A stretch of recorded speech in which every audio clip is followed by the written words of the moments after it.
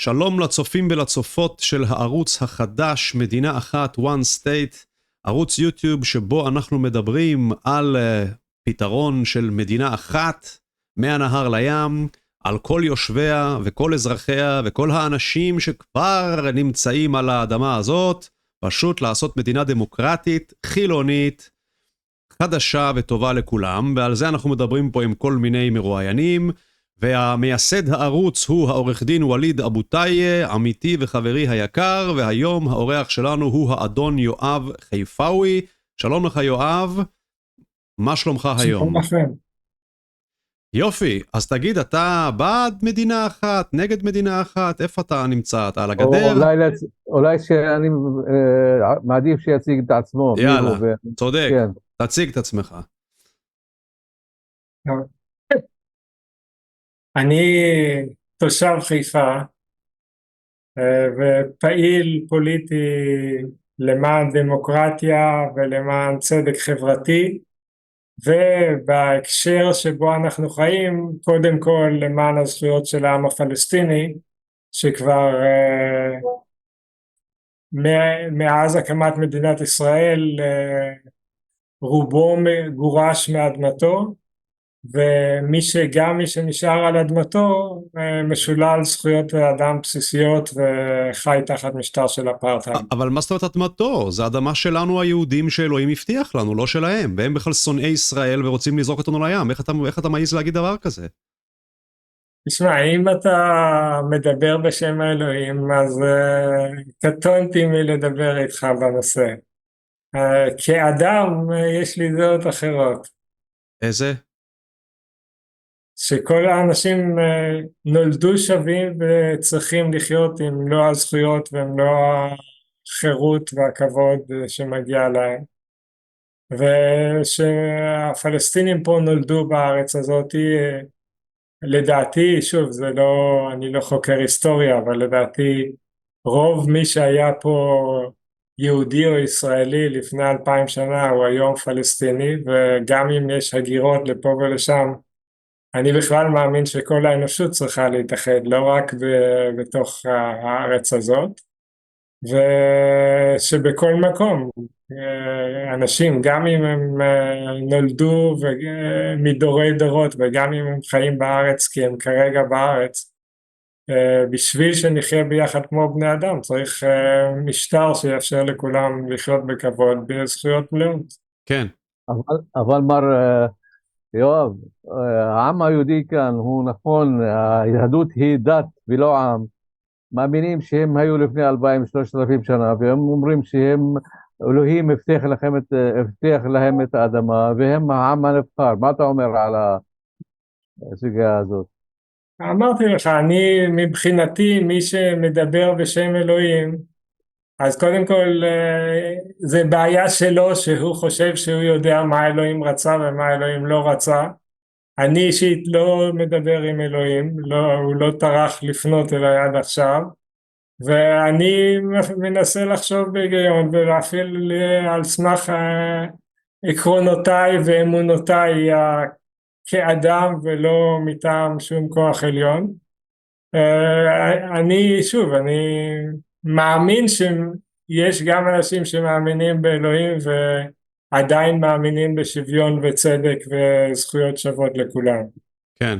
אוקיי, בוא רגע נדבר, אני אספר לך, אני אשתף איתך, אני ישראלי יהודי, חילוני, שגדל בישראל ועבר את מה שאני היום מבין, שטיפת מוח מאוד מאוד מאוד מאוד עמוקה, כי הרי מה קורה? יוצא שהציונים הצליחו לעשות משהו, הם באו עם איזשהו חזון, שהוא להקים פה מדינה, הם באו כבר ב-1800 ומשהו, עוד בזמני הרצל זה התחיל כל הסיפור של הציונות, אז זה התחיל כמשהו לאומני, זה לא היה דתי בהתחלה, היום זה הפך להיות הרבה יותר דתי, אבל העניין הלאומני הזה של בוא נבנה מדינה לעם היהודי, שהעם היהודי יחיה במדינה הזאת, זה אומר שאם אתה לא יהודי, נגיד וליד לא יכול לחיות במדינה של היהודים, כי הוא לא יהודי, אז זה דבר מאוד גזעני. עכשיו אני שואל את השאלה, איך הם הצליחו להפוך את המצב מעובדות, אני לא מזמן גיליתי את העובדות הבאות, שאתה אולי מכיר אותם יואב, אבל אני רק גיליתי את זה לא מזמן, שבשנת 1936,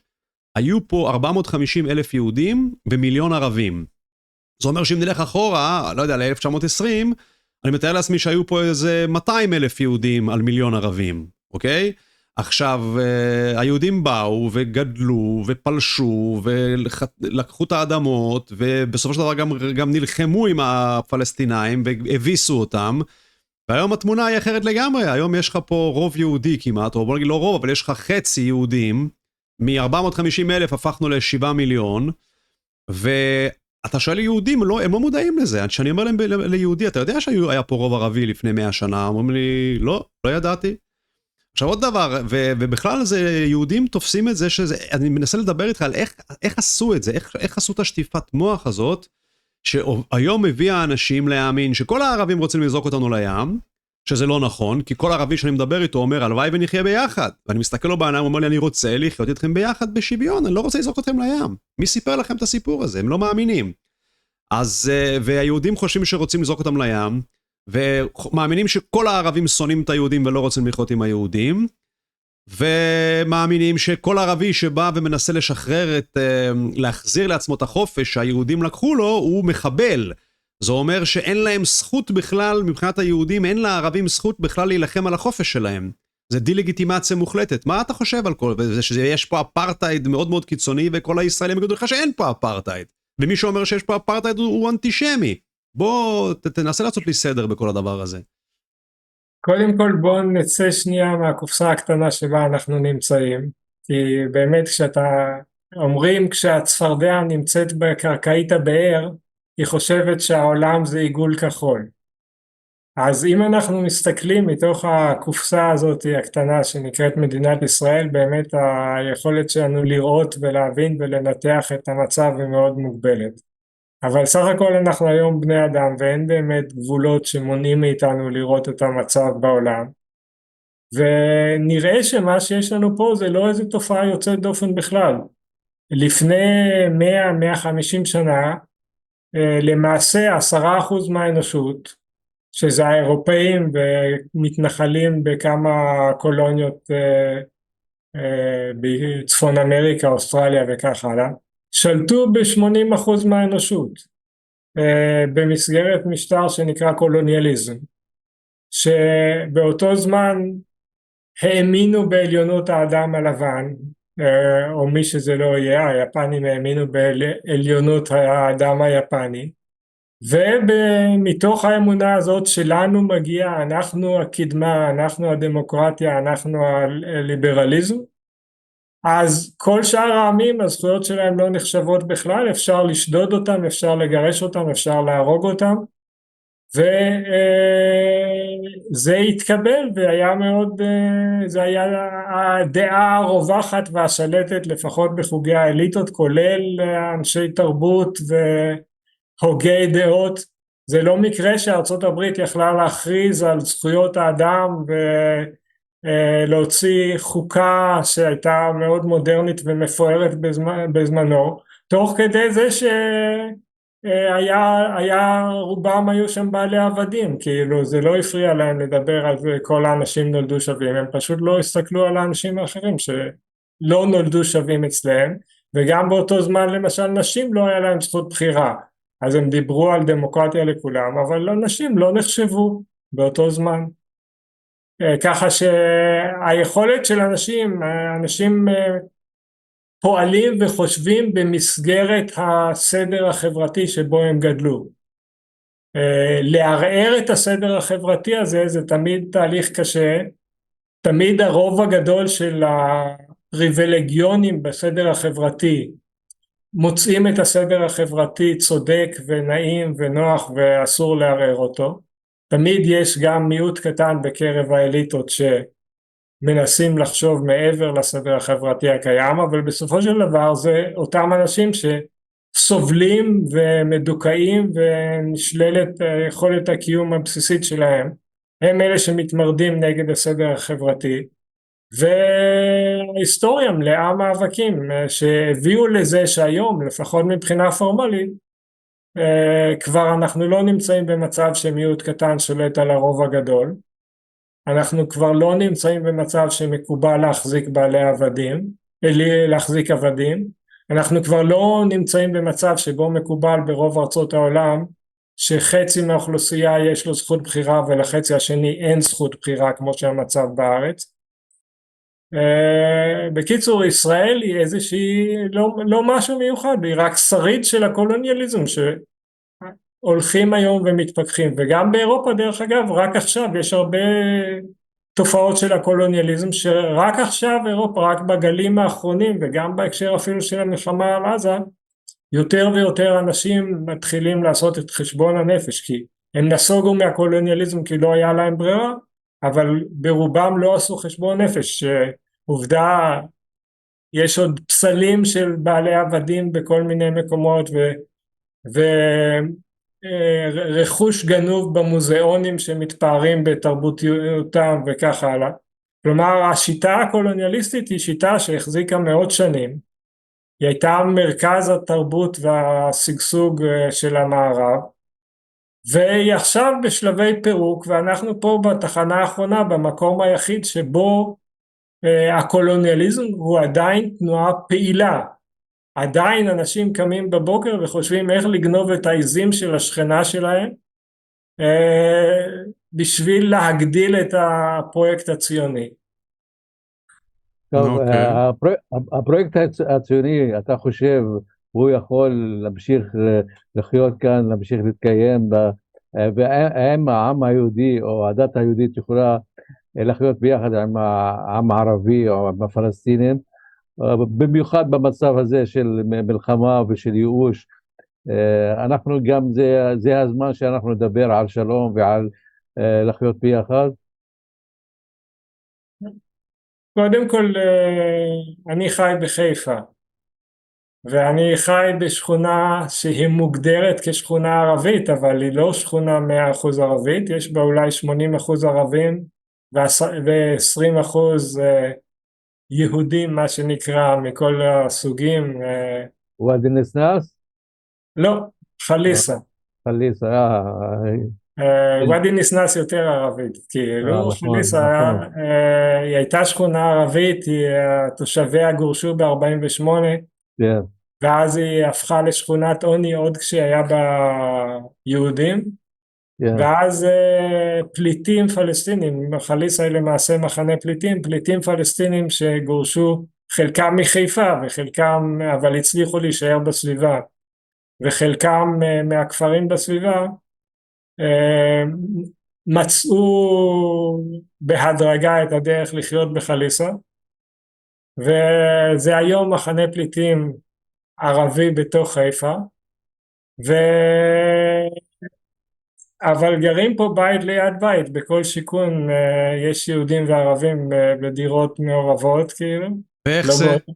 כי אתה תגיד את זה ליהודי ממוצע בתל אביב, בחולון, הוא יגיד לך, מה אם יהיה פה מדינה אחת, אנחנו נגור עם ערבים? הערבים האלה הם מלוכלכים ולא מתורבתים וזה, וצועצק, זה מפחיד ממש. והנה אתה חי עם ערבים, אז איך זה? קודם כל אני יכול להגיד לך, לא, אני שמאלני, אוקיי, ואני גם דובר ערבית, ואני אוהב את התרבות הערבית, אבל אם תשאל בחיפה, אני חושב שבחיפה גם אנשי הימין בחיפה יגידו לך שהם נהנים לגור במקום שיש גם אוכלוסייה ערבית. כי? אז זה מראה שהיחס יכול לקבוע את המציאות. הנרטיב יכול לקבוע את המציאות. בסופו של דבר, איכשהו הכניסו פה את הדו-קיום המזויף, אבל הדו-קיום המזויף, למרות שיש אפליה ויש את כל ההבדלים שיש בערים אחרות, אבל מבחינת הנרטיב הצליחו להגיע למצב שכולם בחיפה פחות או יותר חיים ביחד ומכירים בזה שיש לזה יתרונות לחיות ביחד. מה היתרונות? מה היתרונות? קודם כל, ברגע שזה רב תרבותיות, אז יש לך יותר רגישות, עולם יותר עשיר ליהנות ממנו. החל מהאוכל וכלה במוזיקה וכלה בזה שהחגים השונים של כל העדות השונות אתה יכול ליהנות מהם, או לחילופין להתעלם מהם וללכת לקנות איפה שפתוח. בקיצור, יש הרבה יתרונות, ועצם זה שאתה רגוע ולא מפחד מזה שאתה תראה מישהו לא מהדת שלך או לא מהמוצא שלך או לא מדבר בדיוק את השפה שלך, יש בזה הרבה יתרונות. כן. עכשיו, כן? אתה דיברת על תל אביב, אני אתן לך דוגמה. אנחנו שומעים בצפת, בעפולה, בנצרת עילית, בכרמיאל, כל הערים שחרטו על עצמם את הגזענות כדגל, עם ההנהגות שחרטו על עצמם את הגזענות כדגל, שנלחמים נגד פתיחה של בתי ספר ערבים בערים האלה, או נגד מחירה של דירות לערבים בערים האלה. אני חושב שבחיפה כל מי ששומע אותם צוחק ואומר, מה, לא יותר טוב לכם לגור בחיפה? כאילו, זה מראה, הבעיה של הערים האלה, כאילו הבעיה במקום לחשוב איך לדאוג להפוך את העיר ליותר טובה, חושבים איך למנוע את ההיכנסות של שכן כזה או אחר, וזה שיטה טובה לשלטון, מה שנקרא הפרד ומשול. כל עוד משכנעים את היהודי שיותר טוב לו בגלל שלערבי יותר רע, אז לא צריך לדאוג גם לאותו יהודי למעשה מעבר למינימום, כי הוא חי את התחרות הבלתי פוסקת הזאת, במקום שכולנו ביחד נחשוב איך ללכת קדימה. כן. יואב, יש יהודים שאמרו כל הזמן שלהיות אנטי ציוני זה אנטי יהודי, זה נכון? והאם היום במצב של רצח עם אפשר לחשוב על לחיות ביחד במצב של ממש אתני קלנזינג, טיהור אתני ורצח עם, ממש יש עכשיו מתרחש בעזה ובשטחים גם ממש רצח עם, אז אנחנו חושבים באידיאל לעשות מדינה אחת, שתי מדינות. מה אתה אומר על העניין הזה? קודם כל, רצח העם שמתרחש כרגע הוא המשך ישיר של הדיכוי של הפלסטינים לאורך 150 שנה. זה לא אירוע שפתאום קרה עכשיו. החל מזה שהפלאח הראשון גורש על ידי המתנחל הראשון, אני לא שולט בכל ההיסטוריה, אבל למשל אני מאיזה מושב שהוקם על אדמות של כפר ערבי שנקנה על ידי חנקין בעמק יזרעאל. נקנה מי שפורמלית זה היה רשום עליו, וזה פאודלים בביירות. ובאו וגירשו את הפלאחים, ובשעת הצורך גם ירו בשביל לדאוג להם שהם לא יחזרו. ואז זה אותו גירוש אתני ואותו מעשי טבח שהיו, אם אנחנו יודעים, בדיר יאסין ועוד הרבה מקומות, טנטורה, אבל אלה רק התפרסמו במקרה יחסית, אבל היה מעשי טבח רבים גם ב-48 שגרמו לטיהור האתני. וההבדל עכשיו הוא שהעזתים לא רוצים ללכת. העם הפלסטיני למד שאין לו לאן ללכת, שאם הוא יעזוב את האדמה שלו מצבו רק יהיה יותר גרוע, ולכן הוא נשאר. מה שלא יעשו לו הוא נשאר פה.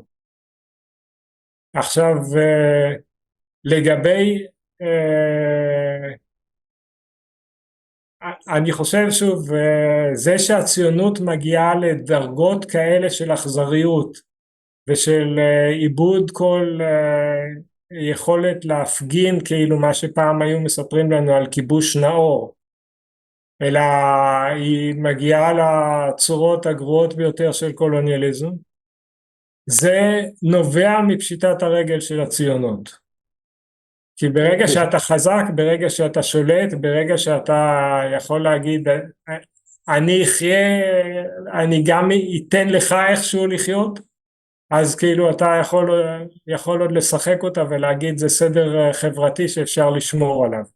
בזמנו היה תיאוריה של ז'בוטינסקי, הוא הכיר ב-indigenous people, בעם היליד כאן, והוא אמר בכדי להקים מדינה ישראלית צריך כוח וצריך קיר ברזל. אותו דבר אומר גם נתניהו היום בספר שלו מקום תחת השמש. אותה תיאוריה של ז'בוטינסקי, גם היום נתניהו מיישם אותה, צריך כוח ועוד כוח ועוד כוח, זה הציונות, לא? זה התוצאה של הציונות, כאילו הציונות זה דבר, בוא נגיד ככה, יש פה, אם נסתכל על ישראל היא תופעה יחסית מיוחדת, כי ישראל זה לא כמו הקולוניאליזם הרגיל. הקולוניאליזם הרגיל הוא בעיקרו של דבר נועד למצוא מרחב מחיה לאוכלוסייה המתנחלת, מדבר על קולוניאליזם התנחלותי. נכון. עכשיו ישראל היא אף פעם לא הייתה רק קולוניאליזם התנחלותי, אלא למעשה הציונים הראשונים לא היו יהודים, הציונים הראשונים היו במשרד המושבות הבריטי, שרצו להניח כף רגל במזרח התיכון, וחשבו, יש פה רעיון טוב, יש פה יהודים שיש להם איזה קשר היסטורי לפלסטין, אם אנחנו נהיה אפוטרופסים שלהם ונקים להם קולוניה במזרח התיכון, אז יהיה לנו עילה טובה להתערב במזרח התיכון. אתה מתכוון לציונים הנוצרים? מה? אתה מתכוון לציונים הנוצרים של אירופה? לא, לפני הדת, אני מדבר על משרד המושבות של הבריטי. מעבר למניעים הדתיים יש פה מניעים גיאופוליטיים.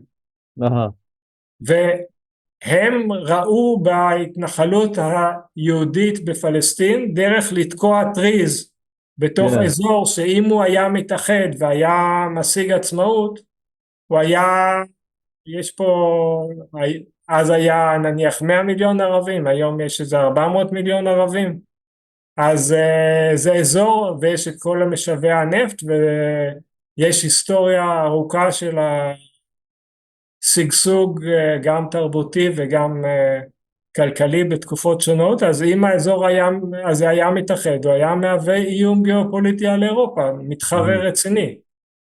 הם לא רצו את זה, הם רצו לחלק את העולם הערבי ככה שיהיה מדינות כושלות ואזורי השפעה, זה מה שהם עשו כל המאה ה-20, ולמעשה הצליחו לעשות את זה אפילו עם האביב הערבי ב-21, והציונות הייתה, ישראל למעשה היא חזקה, לא בגלל איזה יתרון של היהודים לעומת הפלסטינים, פה ברמה של המגרש משחקים הקטן הזה של פלסטין, ישראל היא חזקה ועם מעצמה בינלאומית לכאורה, בגלל שהיא נתמכת על ידי ארצות הברית כראש גשר אסטרטגי להתערבות בגיאופוליטיקה של האזור.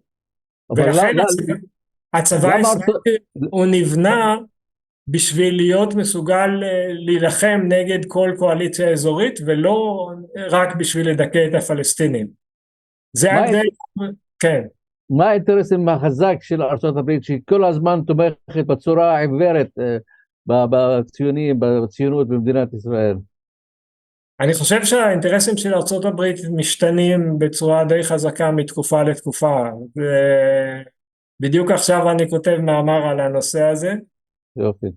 יש הבדלים וצריך לשים לב, ולכן גם הפוליטיקה משתנה מתקופה לתקופה. היה תקופה שהדבר העיקרי היה להשיג את הנפט מהמזרח התיכון, למשל. היום ארצות הברית היא בעצמה יצרנית נפט, ויצואנית נפט. אז היום ארצות הברית אין לה בעיה אם יהיה במזרח התיכון מלחמה, והנפט יהיה תקוע, כאילו, מבחינתה, כי אם יעלו מחירי הנפט היא מרוויחה היום, כאילו, לא כמו בתקופה שהייתה, יש להם אינטרסים גיאופוליטיים מורכבים, היה תקופה שהדבר העיקרי היה המלחמה הקרה, איך למנוע עלייה של גורמים סוציאליסטיים כאלה או אחרים. כל תקופה יש לה את המאפיינים שלה. היום לארצות הברית עוד מאפיין עיקרי של האסטרטגיה האמריקאית, היום ארצות הברית חיה למעשה על חובות. אז ארצות הברית צריכה שאנשים ירצו לשים את הכסף שלהם בבנקים ובטרז'וריז של ממשלת ארצות הברית. אנשים ירצו לעשות את זה ברגע שיש חוסר ביטחון באזורים אחרים של העולם. כן. לכן היום למעשה ארצות הברית הפכה לסוכן כאוס. ארצות הברית מעודדת את המלחמה באוקראינה, מלחמה שוב כמו המלחמה פה, מלחמה שהם לא מדברים על שום אופק לסיום המלחמה, מבחינתם כל עוד המלחמה נמשכת, זה גורם לאירופאים להרגיש תלויים על ארצות הברית, וזה גורם לחוסר ביטחון עולמי, שגורם לאנשים לשים את כספם במקום הבטוח לכאורה, שזה ארצות הברית. אותו דבר במזרח התיכון, כאילו הם רוצים שכספי הנפט, נניח לנסיכויות וממלכות הנפט, יש כך וכך טריליוני דולרים שהם חסכו, הם לא רוצים שהם ישקיעו את זה בפיתוח הארצות שלהם, הם רוצים שהם ירגישו חוסר ביטחון אזורי, לכן הם מעודדים מלחמות וקונפליקטים, וכרגע זה משרת את האינטרסים שלהם. כן, אז מה צריך לקרות לדעתך כדי לשנות את המצב הביש הזה? לדעתי אנחנו על סף שינוי, למען האמת, כי אני חושב שהמדיניות הזאת היא מדיניות הרת אסון, אבל היא גם לא סוסטיינבל. אם בתקופות קודמות היה ניסיונות להגיע להסדרים, כיום ההגמוניה לא מנסה להגיע להסדר כמו שהסברתי, אלא ההגמוניה מלבה את המשך המלחמה. אבל היא עושה את זה שוב, בגלל שאין לה תוכנית איך לעשות את העולם לייבבל לכל האנושות. יש לה תוכנית איך לעשות איך להמשיך לשאוב לעצמה את המשאבים על חשבון האזורים האחרים. אז איפה השינוי שאנחנו עומדים היום העולם הולך ומתפכח, והיחס בין העולם הראשון לעולם השלישי הוא משתנה במהירות. אם אנחנו ניקח שוב לדוגמה את הצעדים של ארצות הברית נגד רוסיה, שהם מנעו מרוסיה להשתתף במערכת הבנקאית הבינלאומית ומנעו מסחר עם רוסיה, בסופו של דבר הם דחפו את רוסיה למחנה של סין, שמבחינתם זה המתחרה העיקרי. אותו דבר קורה היום למעשה לגבי ארצות ערב. ארצות ערב נדחפות למעשה על ידי המדיניות האמריקאית, שרוצה להפחיד אותם ולגרום להם לחסות תחת כנפיה, גורם להם להסתמך יותר ויותר על סין. ולאט לאט נוצרת קואליציה, ואנחנו רואים גם מבחינה אזורית, כאילו פעם ראשונה במלחמה הזאת ישראל ניצבת מול קואליציה אזורית אמיתית, שתומכת בפלסטינים בצורה זו או אחרת. כלומר אנחנו באמצע שינויים גיאופוליטיים עמוקים, שאנחנו פה, יש פתגם שאומר אנחנו חושבים בהווה במושגים של העבר איך לעשות את העתיד. אז אנחנו פה ובמיוחד הישראלים, אבל גם הערבים במידה רבה, התודעה שלנו נבנתה בעולם של ההגמוניה האמריקאית, במיוחד בשנות ה-90. כן, ה-90. וקצת אחרי זה. אבל ההגמוניה האמריקאית היא היום בשלבי התערערות מהירים כאלה, שוב אף אחד לא נביא לגבי עיתוי של אירועים פוליטיים, אבל התהליכים עצמם הם ברורים. אתה יכול להיות יותר ברור ויותר ספציפי ממש, לא להגיד דברים כלליים כמו המצב האמריקאי משתנה או ישראל עומדת מול קואליציה אמיתית. בוא תתן פרטים ממש, ואתה לא חייב, אף אחד לא יבוא ויגיד לך יום אחד, אוי אמרת שהיה ככה ולא היה ככה. בוא סתם תפנטז, לא תפנטז, תשאר השערות ממש ספציפיות, שלדעתך המלחמה בעזה הולכת להיגמר באיזשהו שלב, וזה יגרום לרוסיה שתבוא לזה, והעולם יגיד ככה, וישראל תלך, מה הולך לקרות ממש? לדעתי, לצערי, שוב, כרגע, אלא אם כן הציבור הישראלי התקומם, שהיום אנשים, בדיוק היום איך שאנחנו מדברים, שוב אנשים נדמה להם שאולי זה יקרה, אז אני מאוד אשמח, אבל כרגע במערכת הפוליטית אין מנגנון, המלחמה הזאת אין לה מנגנון לסיום. מה שאני השוויתי את זה, זה שישראל נוסעת בירידה ובלי ברקסים, מאיצה בירידה ובלי ברקסים. ואני הייתי מוסיף שהיא לא מודעת, או רוב התושבים שבתוך האוטו, הם לא יודעים שהם בכלל נוסעים בירידה, מבחינתם הם נוסעים במישור, ככה שוטפים להם את המוח, אוקיי. אפשר, מר יואב, בוא ניכנס לעניין, מה הפתרון של שתי מדינות, מדינה אחת, בזמנו אילן באבי אמר, אפילו שתי מדינות של אבו מאזן, היא מתכון לטיהור אתני, האם אתה מסכים מה הפתרון, איך אתה לא רואה, נכון שאפילו שתי מדינות הוא טיהור אתני לעם הפלסטיני? אני לא חושב ששתי מדינות, אני לא נגד שתי מדינות, אוקיי? אני במובן הזה שאם ישראל הייתה נסוגה, למשל מחיפה, אז אני ברור שלא הייתי קורא לה לחזור לחיפה, כאילו אני חושב שתושבי חיפה יכולים לסדר את ענייניהם הרבה יותר טוב בלי האפרטהייד הישראלי. אז במובן זה אני לא נגד נסיגה ישראלית מכל מקום שהוא. מה שהטענה לדעתי המוחשית זה שהמשא ומתן לכאורה, מה שנקרא תהליך השלום, זה היה אחיזת עיניים שנועדה להסיח את הדעת מהנצחת הכיבוש. באותו מידה שכמו שהמשא ומתן על עסקת חילופים בעזה, כבר במשך 10 חודשים, היא אחיזת עיניים בשביל להסיח את העובדה מזה שבינתיים הורגים את בני הערובה והורגים את העזתים ולא מנסים, ולא ארצות הברית ולא אירופה ולא ישראל לא עשו שום צעד ממשי במטרה לקרב את סוף המלחמה. וזה לכולם יש אמצעים רבים ושונים איך לקרב את סוף המלחמה, והדיבורים הבלתי פוסקים על איזשהו פתרון פוליטי הם לא, בהיעדר מעשים, כאילו אנחנו צריכים לבדוק מה בפועל נעשה, ואם אנחנו רואים שמדברים א' ועושים ב', אז אנחנו צריכים להתייחס לב' ולא לאלף. אז מבחינה זאת הפתרון של שתי מדינות לא עומד על הפרק, לא עמד על הפרק, אף אחד לא ניסה לעשות אותו בצורה מוחשית.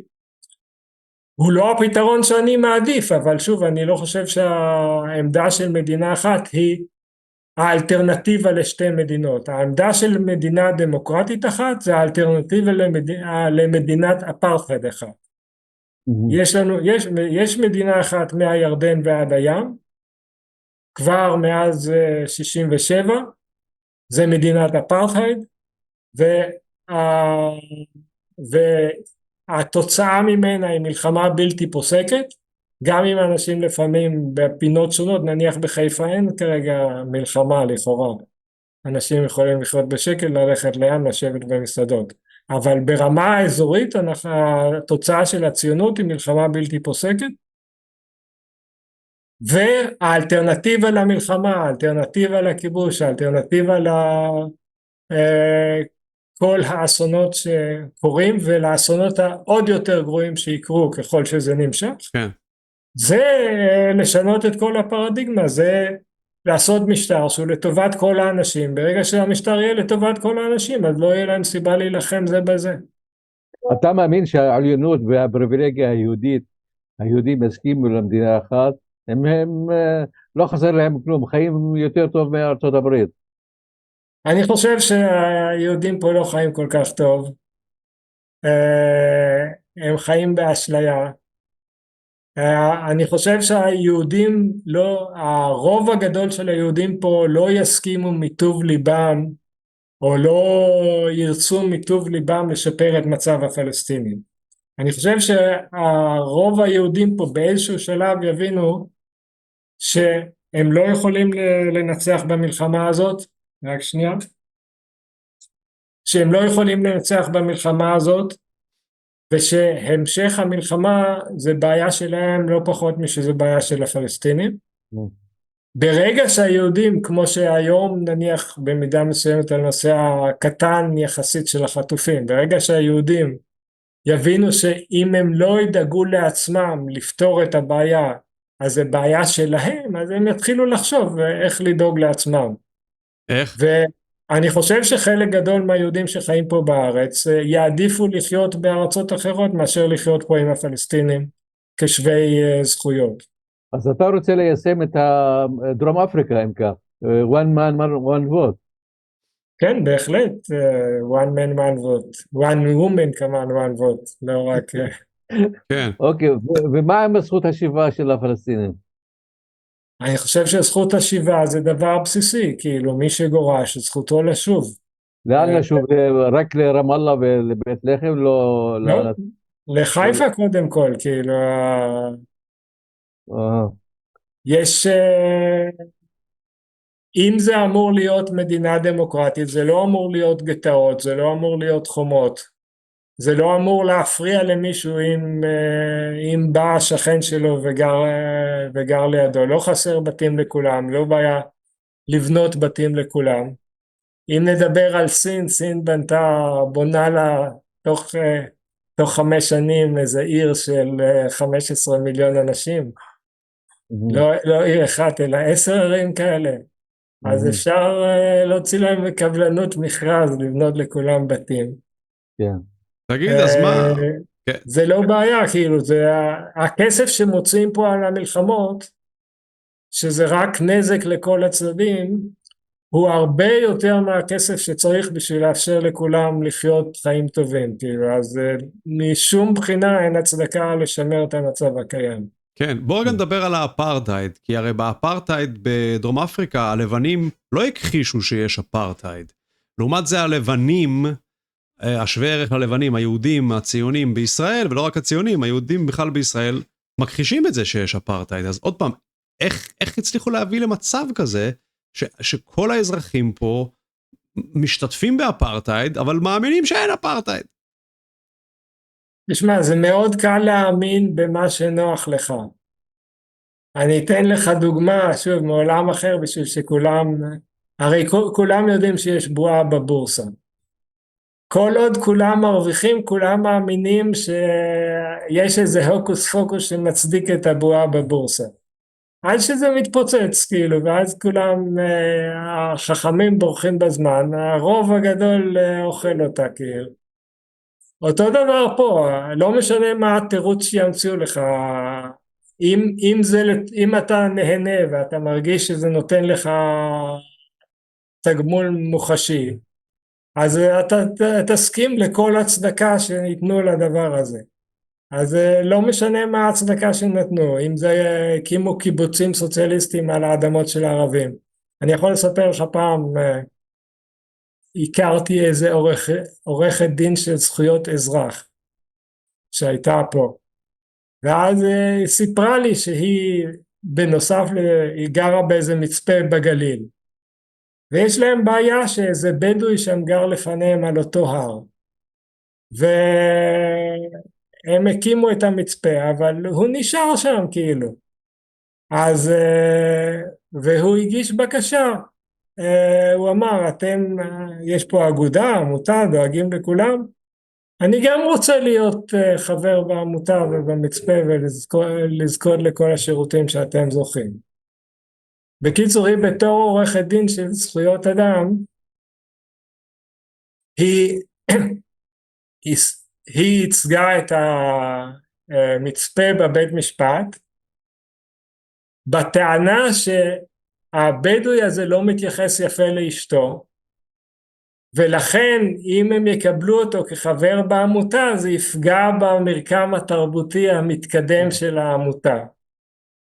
כמובן שגם את אשתו הם לא מקבלים כחברה בעמותה, אבל בשם הקדמה וזכויות האנשים, כאילו, אז תמיד אפשר למצוא את התירוץ הכי נוח, הכי מדהים, אם זה עוזר לך, ויש אינסוף, אפשר להוציא ספרים ואנציקלופדיות של תירוצים ממה שאנחנו רואים. אז אבל אתה לא נופל שם בתירוצים, וגם אני לא.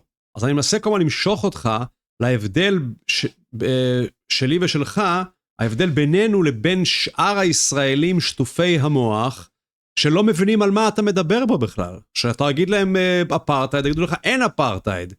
תגיד להם זה מדינה של הפלסטינאים, יגידו לך לא, זה מדינה שלנו, והם לא אמירו הלב, ככה שטפו להם את המוח. אתה מודע לזה שיש שטיפת מוח או שאתה לא מודע לזה? תשמע, אני חושב שהיום כולם יודעים,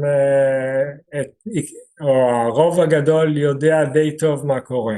אני לא חושב. ואנשים הם עיוורים מרצון, כאילו אתה יכול, שוב, אתה יכול להחליט מה אתה קורא, מה אתה לא קורא. היום העולם הוא, בוא נגיד ככה, כשאני התחלתי להיות פעיל בשנות ה-70, וואו. באמת אנשים היו מתווכחים איתי ואומרים לא גירשו מפה את הערבים. כן. ואז גם באקדמיה הישראלית אפילו לא היה פחות או יותר אף אחד שסיפר מה שקרה, וזה לא שאנשים לא ידעו, כי אז היה עוד אנשים שחיו את זה, שהם בפועל גירשו את הערבים, אבל עדיין הצליחו, דעת הקהל הייתה מגויסת ואחידה בצורה כזאת, שכשהייתי מתווכח עם אנשים ברחוב, אז אנשים היו אומרים, לא גירשו מפה את הערבים, הם ברחו, המנהיגים שלהם אמרו להם ללכת ופה ושם. כן. היום אני חושב שהרבה דברים השתנו, והיום רוב האנשים יודעים על הנכבה, נניח זו מילה שנכנסה גם ללקסיקון העברי היום, הנכבה ולבינלאומי, רוב האנשים יודעים הרבה יותר ממה שאנשים ידעו פעם. אי אפשר לקיים מונוליטיות רעיונית אמיתית, אבל עדיין בכל חברה הרוב הולך לפי האינטרס, מה שנתפס אצלו כאינטרס המיידי שלו, זה לא משהו מיוחד לפה, ותמיד יש איזושהי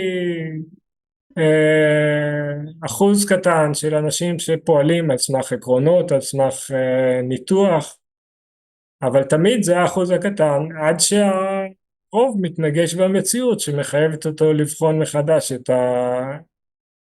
לא את האמונות שלו אפילו, אלא את המחשבה, איפה האינטרס האמיתי שלו, האם האינטרס האמיתי שלו להמשיך עם השיטה הזאת, או שהאינטרס האמיתי שלו לחפש משהו אחר. איך, בקשר לרעיון של מדינה אחת, אני מבין שאתה מעדיף מדינה אחת, ונניח שרוב הפלסטינים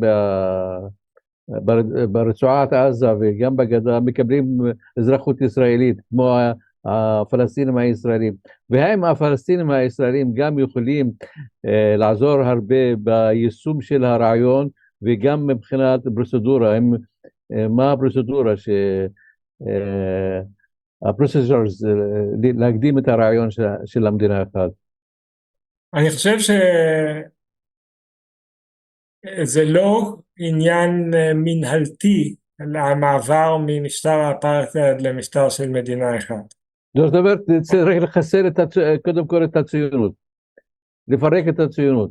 אני חושב שזה יהיה מתוך משבר עמוק, אוקיי? אני לא חושב שזה תהליך שבו הפלסטינים יקבלו אזרחות ישראלית. אני חושב שזה תהליך שהפלסטינים יובילו אותו, ויאפשרו לישראלים, מי שירצה לקבל אזרחות פלסטינית, מתוך אם מי שירצה באמת לחיות פה כחלק ממזרח תיכון, כחלק מחברה דמוקרטית, ואני יכול להזכיר שהתנועת השחרור באלג'יריה הציעה אזרחות אלג'יראית לכל המתנחלים הצרפתים ברגע שהם שחררו את אלג'יריה. גם בדרום אפריקה, מנדלה. כן, ובדרום אפריקה כמובן. כן, כן. אז אני חושב שהתהליך הוא לא ישראליזציה של הפלסטינים, אלא פלסטיניזציה של הישראלים. כן. פשוט בגלל שהאינטרס לשינוי זה קודם כל האינטרס של הפלסטינים, לכן הם נאבקים למען השינוי הזה, ולכן הם יובילו את השינוי הזה. ומה התפקיד של הפלסטינים בישראל? יש להם תפקיד בעניין של מדינה אחת לשתי מדינות? קודם כל, הפלסטינים בישראל היום מצבם מאוד חמור לדעתי, כי לדעתי כולם היום חיים מצב של טראומה וטרור. כן, במיוחד אחרי המעצרים ואחרי שבתי הסוהר הפכו למרכזי עינויים. יש לי הרבה חברים שנעצרו בשנה האחרונה. יש לי הרבה חברים גם שנעצרו קודם, אבל בשנה האחרונה זה ללא פרופורציה מה שקורה, מבחינת דיכוי פוליטי. ואני חושב שהפלסטינים שבתוך הקו הירוק, מי שחשב שיש אזרחות ומתוך האזרחות אתה יכול לקיים חיים פוליטיים נורמליים, אז ראינו שזה לא עומד במבחן המציאות. לכן אני חושב שהבעיה של הפלסטינים היום זה קודם כל להחזיר לעצמם את יכולת התפקוד והדיבור והפעולה הפוליטית, ושהפלסטינים בכל מקום, בסופו של דבר, אחד הדברים כשאנחנו מדברים על מדינה אחת, זה גם אומר להחזיר את האחדות לפלסטינים, כי הפלסטינים מחולקים למעשה לבנטוסטנים על ידי ישראל, זה גם חלק ממדיניות ההפרד ומשול. כלומר, בעזה מדברים איתם בפצצות, בגדה המערבית מדברים איתם ברובים, ופה מדברים איתם בניידות, אבל בסופו של דבר זה הכל אותו משטר, וזה טקטיקות שונות, וכל עוד הפלסטינים לא מתאחדים, אני לא חושב שהם יכולים להשפיע על מצבם. אז יש פה תהליך ארוך, כאילו הנושא של מדינה אחת זה קודם כל מאבק פלסטיני אחד למען שחרור והצגת חזון של שחרור משותף, והחזון הזה כולל, וכבר הוא כולל מפי דוברים פלסטינים רבים, את הצגת האלטרנטיבה חיובית עבור האוכלוסייה היהודית המתנחלת שפה, שאומר במקום להילחם בואו תחיו איתנו בשוויון.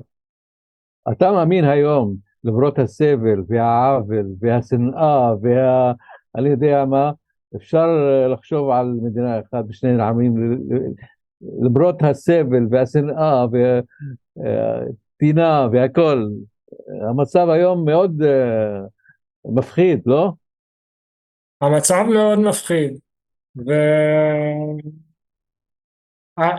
ומה שצריך, מה שמדאיג אותי לא מה יהיה אחרי, אלא איך להפסיק את הדברים הנוראים שקורים כרגע. עכשיו, אם אנחנו מסתכלים מה קרה לעמים אחרים, כן.